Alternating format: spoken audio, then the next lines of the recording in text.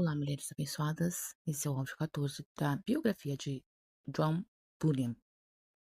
Depois de o governo ter perseguido sem pena os não conformistas por 12 anos, um decreto real foi liberado, permitindo a estes que se reunissem para adorar em lugares separados e propriamente licenciados para este propósito.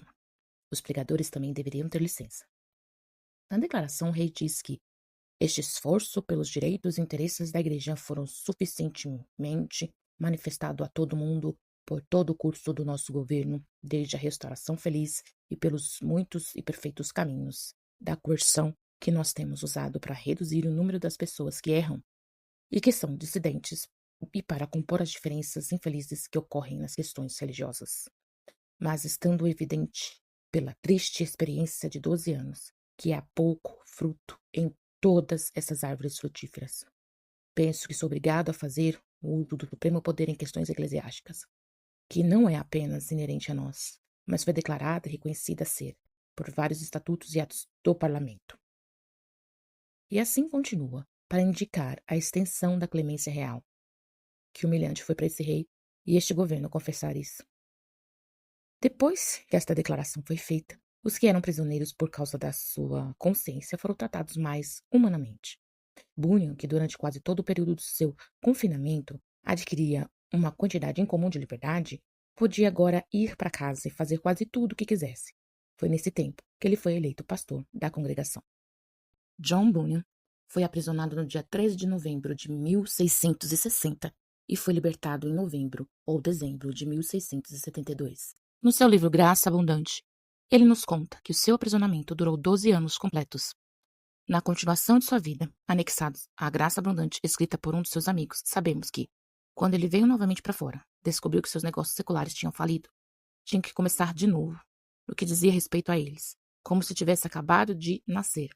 Mas não estava destituído de amigos e, por todo o tempo, tinham-no apoiado com o que era necessário e que tinham sido bons para sua família. Desse modo, com a sua assistência, ajudando um pouco a sua vida, ele decidiu que, tanto quanto possível, declinaria dos luxos do mundo. Pouco agora resta a ser contado, salvo que a sua popularidade como pregador cresceu rapidamente e deu fruto abundante. Ele fez peregrinações por todo o país e por Londres. Multidões de todos os lugares se reuniam para ouvi-lo falar. Em Londres, até 1.200 pessoas se reuniram às 7 da manhã, uma circunstância sem igual. Como falsas continuações de O Peregrino foram lançadas em seu nome e vendidas por vendedores de livros desonestos, ele foi levado em 1684 a escrever e lançar uma segunda parte, e esta, diferente da maioria dos segundos esforços de uma certa linha, foi com merecimento tão popular quanto a primeira. Bunyan sofreu grande perseguição, e os escárnios e zombaria dos vis irracionais, mas manteve-se em seu caminho, com uma singularidade de mente e propósito no seu chamado que nada pôde intimidar ou impedir. Em 1682, ele preparou e publicou o que o Sr. Offor chama muito justamente de sua alegoria mais linda e profunda, intitulada Terra Santa. Esta alegoria nunca foi tão popular como O Peregrino, embora quanto ao interesse e execução chegue bem perto de seu antecessor, e se tornou mais rica do que qualquer outra de suas obras em forte sátira e vigoroso humor, de linguagem trabalhada, notável por sua força e clareza idiomática. A saúde de Bunyan depois da libertação era muito incerta, e parecia ensaiar pela possibilidade de que a morte o tomasse repentinamente durante os últimos 16 anos de sua vida. Seu incessante trabalho pastoral e literário, somado ao longo confinamento que sofreu, vagarosamente desgastaram sua constituição original forte, e um pouco antes da sua última doença, sua força tinha sido grandemente reduzida por um ataque de doença do suor, o mal misterioso e terrível daqueles dias. Bunyan teve 6 filhos com sua primeira esposa. 3 sobreviveram depois de sua morte: Thomas, Joseph e Sarah. Thomas era um pregador e continuou a exercer seu chamado até 1718. Joseph se estabeleceu em Nottingham. Depois de fazer um casamento lucrativo, se uniu à Igreja da Inglaterra. A viúva de Bunyan o seguiu para o túmulo em 1692. Charles Dory descreve sua aparência. Ele tinha a aparência de ser de um temperamento rude e forte, mas sua conversa era mansa e afável. Não gostava de falar muito em público, a menos que alguma ocasião urgente assim exigisse. Observava, mas nunca para se gabar, ou aos seus amigos, mas parecia ser pequeno aos seus próprios olhos e submetia-se ao julgamento dos outros.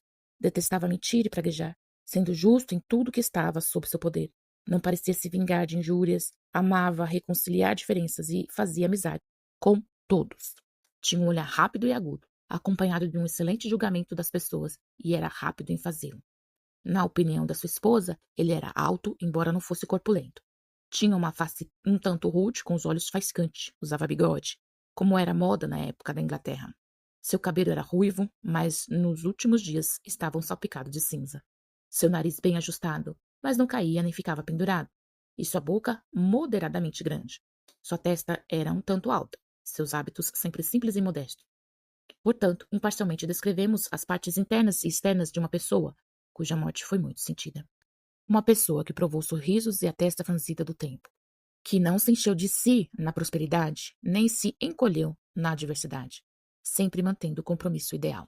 Nenhuma pessoa sociável de seu tempo foi mais moderada em seu discurso, e certamente ninguém então, ou desde então, escreveu com convicção mais intensa, ou mostrou mais amor cristão ao lidar com seus opositores. Nele estavam unidos uma fé sincera, um intelecto de rápida clareza e vigor, e uma simplicidade de caráter infantil, de um nível raramente encontrado na história da religião. Tais homens são dados ao mundo entre longos intervalos, e eles se levantam como faróis e exemplos para todas as gerações seguintes. Bunyan era tão genial quanto humilde. Embora verdadeiramente impressionado com a santidade do elevado chamado a que se devotou, ele não carregava tristeza ou seriedade desnecessária pelas preocupações comuns da vida. Esse foi o áudio 14 da biografia de John Bunyan. Eu sou Priscila Oliveira, a gente se encontra no próximo áudio.